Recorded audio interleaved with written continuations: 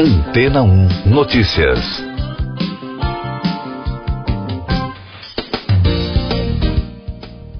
Bom dia! As notícias sobre o avanço do mercado de carros voadores revelam que uma nova era está muito próxima e o mercado, aos poucos, entrará numa fase de mudanças importantes nas formas de locomoção usadas pelas pessoas, com a chegada dos veículos elétricos de decolagem e aterrissagem vertical, também chamados de eVTOLs.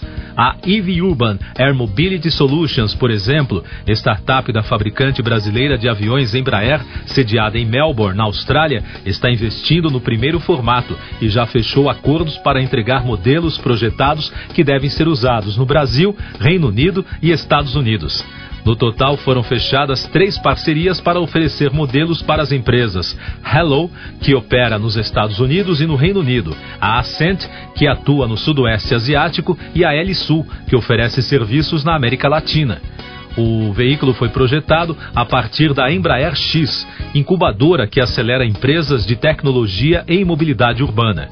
Os acordos já anunciados prevêem a entrega de 250 eVTOLs até 2026. São 200 para Hello e 50 para a Helisul. Já a parceria com a Ascent não envolve a entrega de unidades. A empresa, contudo, não revelou o valor dos contratos, mas afirmou que o acordo com a Hello é um dos maiores negócios da história do mercado de táxis aéreos até agora. A ideia da Embraer é criar todo um ecossistema, transformando esse ramo do mercado em algo acessível. De acordo com o plano estratégico da empresa brasileira, cerca de 4,5 milhões de pessoas poderão ser transportadas através desse tipo de locomoção no Rio de Janeiro até 2035, e as atividades já deverão ser iniciadas em 2026. O planejamento prevê uma média de 5,4 milhões passageiros na região e uma frota de cerca de 200 carros voadores circulando em média por 37 locais apropriados para pouso e decolagem na região. O relatório apresentado explica que os trajetos percorridos pelos veículos serão entre 16 e 48 quilômetros, com uma duração média de 7 e 17 minutos. O eVTOL terá capacidade de transportar até 4 passageiros, além do piloto. Além disso, essa quantidade poderá aumentar para 6 passageiros quando houver atualização para uma condução 100% autônoma. Até o momento, ainda não há uma previsão de quanto custará cada viagem através dos táxis aéreos.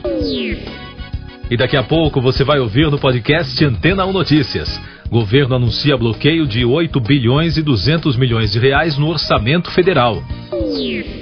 Putin lamenta mortes em Pernambuco em telegrama a Bolsonaro. Ministério da Saúde investiga casos suspeitos da varíola dos macacos. O presidente Jair Bolsonaro bloqueou, por meio de um decreto, 8 bilhões e 200 milhões de reais das despesas do orçamento federal, informou a Secretaria-Geral da Presidência da República. Segundo a nota divulgada, a iniciativa tem o intuito de assegurar o cumprimento do teto de gastos para que as despesas não excedam a inflação do ano anterior. O decreto presidencial confirma, assim, o anúncio divulgado anteriormente pelo Ministério da Economia referente ao corte adicional para acomodar despesas não previstas. O presidente russo Vladimir Putin enviou condolências ao governo brasileiro por meio de um telegrama pelas mortes em Pernambuco e Alagoas devido às chuvas. O texto enviado também afirma que toda a comunidade russa partilha o pesar daqueles que perderam entes queridos como resultado do desastre generalizado. O Brasil não identificou até o momento nenhum caso da varíola dos macacos, informou o Ministério da Saúde. Oficialmente, a pasta monitora 2 casos suspeitos da doença em Santa Catarina e Ceará. O Ministério está em contato com os estados para apoiar o monitoramento e ações de vigilância em saúde, segundo o comunicado divulgado na segunda-feira. Em todo o mundo, já são mais de 200 casos confirmados ou suspeitos em cerca de 20 países onde o vírus não circulava anteriormente. Eu sou João Carlos Santana e você está ouvindo o podcast Antena 1 Notícias, trazendo mais destaques da saúde. O Brasil registrou na segunda-feira 72 mortes pela Covid-19 em 24 horas, totalizando mais de 666.500 óbitos desde o início da crise. A média móvel nos últimos 7 dias é de 120, com tendência de estabilidade. Também foram notificados mais de 26.400 novos casos, somando mais de 30 milhões e 900 mil. Com isso, a média móvel de infecções no mesmo período de 7 dias foi a 24.900, apontando tendência de alta. E os dados da vacinação mostram que já passa de 166 milhões o número de brasileiros que completaram o esquema vacinal, o que representa 77,28% da população. Saúde e meio ambiente. A indústria do cigarro é uma ameaça maior do que muitos imaginam para o meio ambiente, alertou a OMS na segunda-feira, véspera do Dia Mundial Sem Tabaco. De acordo com a Organização Mundial da Saúde, além de ser um dos maiores poluentes do mundo, o tabaco deixa resíduos e influencia o aquecimento global. A organização acusou a indústria de causar um desmatamento generalizado, desviando a terra e água extremamente necessárias em países pobres para longe da produção de alimentos e despejando resíduos, além de emitir milhões de toneladas de dióxido de carbono. Outros destaques do noticiário nacional: subiu para 93 o número de mortes por causa das chuvas em Pernambuco, segundo o balanço oficial do governo do estado. O tenente-coronel Leonardo Rodrigues, secretário executivo de Defesa Civil, informou que o número de desabrigados está em 6.170. O Corpo de Bombeiros local está atuando com o apoio de uma equipe do Rio Grande do Norte e militares do Exército. Economia. O Ministério de Minas e Energia pediu ao Ministério da Economia a inclusão da Petrobras no Programa de Parcerias de Investimentos. O PPI, como é chamado, é responsável pela gestão de projetos de privatização e concessão. Para ser incluído no programa, é necessário que o Conselho do PPI ratifique a recomendação e que um decreto presidencial seja publicado. Os desdobramentos da guerra na Ucrânia e a economia. Na Europa, os líderes locais decidiram encaminhar à Ucrânia 9 bilhões de euros para ajudar a economia do país invadido pela Rússia.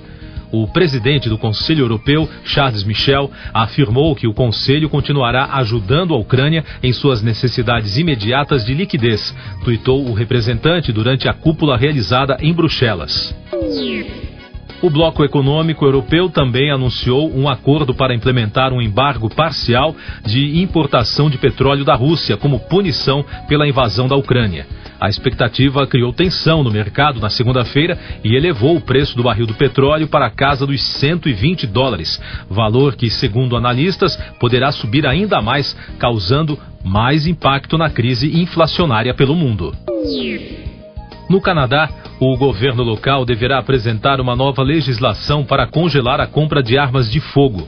O primeiro-ministro Justin Trudeau afirmou que a ideia é impedir que as pessoas comprem e vendam armas em qualquer lugar do país. Se tudo der certo para o governo, o congelamento poderá entrar em vigor no fim do ano.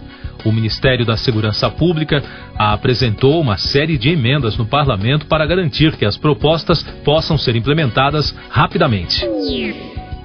Nos Estados Unidos, o veredito do julgamento que durou 6 semanas do caso de Amber Heard e Johnny Depp pode ser apresentado nesta terça-feira. As agências de notícias destacam que enquanto Amber alega ter sido vítima de agressões e pede $100 milhões de retratação, Depp entrou com uma ação para processar a ex-mulher por difamação devido a um artigo publicado em 2018 no jornal Washington Post, onde a atriz alegava ser vítima de violência doméstica. Siga nossos podcasts em antena1.com.br. Este foi o resumo das notícias que foram ao ar hoje na Antena 1.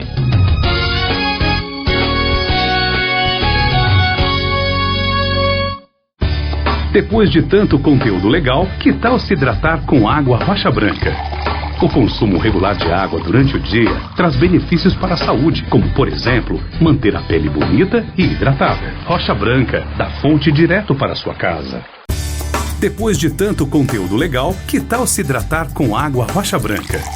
O consumo regular de água durante o dia traz benefícios para a saúde, como, por exemplo, manter a pele bonita e hidratada. Rocha Branca, da fonte direto para a sua casa.